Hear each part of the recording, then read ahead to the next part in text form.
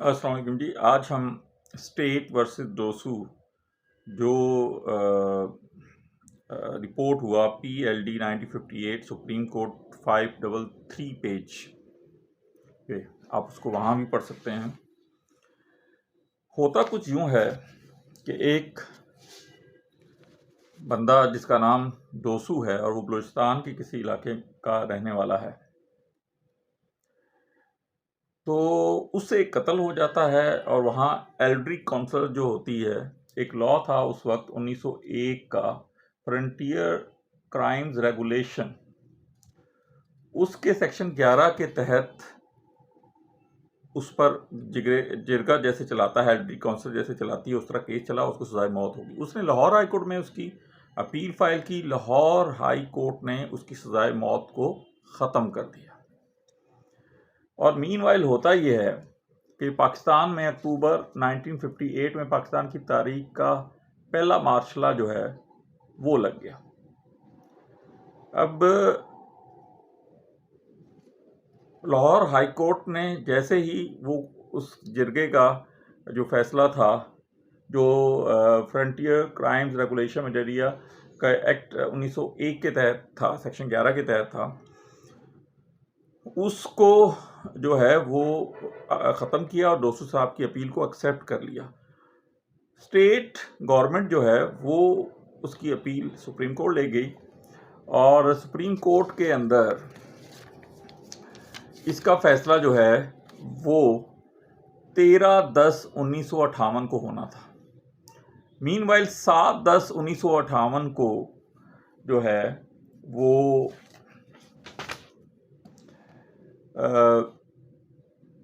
एक एक्ट आ गया है, मार्शला का एक ऑर्डर आ जाता है।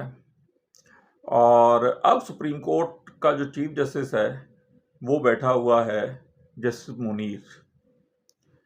ये केस पाकिस्तान की हिस्ट्री में कोई अच्छे लफ्ज़ों से नहीं जाना जाता और इसी केस की वजह से बाद वाले मार्शला जो थे उन पर जो शरीयत सुप्रीम कोर्ट ने फैसले किए उनको भी रास्ता मिला।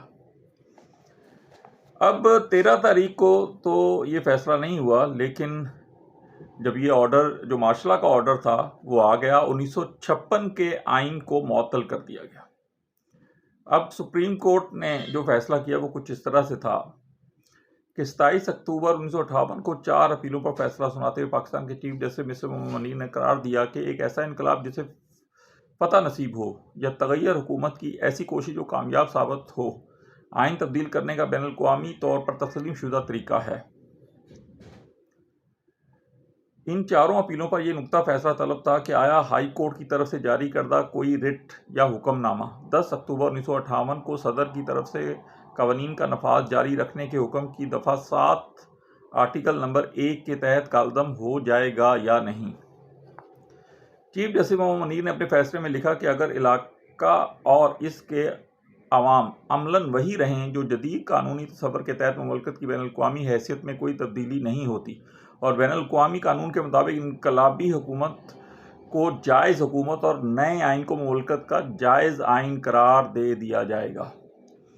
चीफ जस्टिस ने बैनुल-अक़वामी कानून का हवाला देकर लिखा कि कामयाब इनकलाब एक ऐसी हकीकत बन जाता है जिससे कानून की तख्लीक होती है, क्योंकि बादअज़ां इसका जवाज़ मनसूख शुदा आइन का हवाला देकर परखा नहीं जाता। इस इनकलाब की कामयाबी ही इसके जवाज़ का मेयार होता है। चीफ जस्टिस ने कहा, तब्दीली के बाद मुल्क के कानूनी निज़ाम का इन्हिसार भी कानून को जन्म देने वाले नए इदारे पर होता है। अदालतें भी अपने मौजूदा दायरा इख्तियार से महरूम हो जाती हैं और वो सिर्फ इस हद तक और इसी तरीके से अपना दायरा कार वसी कर सकती हैं जिसकी सराहत नए आइन यानी ऑर्डर, जो मार्शल ऑर्डर था, में की जाए।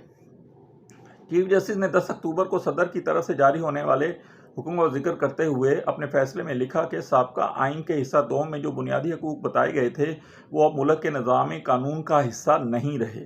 अब सुप्रीम कोर्ट या हाई कोर्ट में से किसी को भी नए निज़ाम कानून के तहत ये इख्तियार नहीं कि वो किसी बुनियादी हक की खिलाफ वर्जी की बिना पर कोई हुक्मनामा जारी करे, जब तक सदर मुल्कत वाज़ेह तौर पर बुनियादी हकूक के मुतल्लिक दफ़ात नाफिज नहीं करते। ये हकूक मुल्की कानून का हिस्सा नहीं हैं और इन हकूक की बुनियाद पर हुक्मनामा जारी नहीं हो सकता।